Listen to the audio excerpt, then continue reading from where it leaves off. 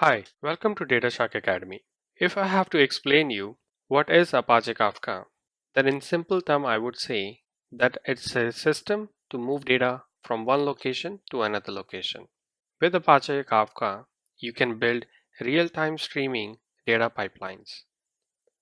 A real-time streaming data pipeline basically means that a channel through which data can be moved from one system to another in small batches.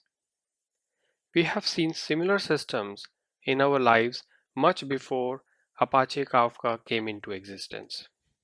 For example, when you text somebody through your phone and that person receives your message instantly, it's a similar kind of concept with Apache Kafka. Here also you are sending small messages from one system to another system.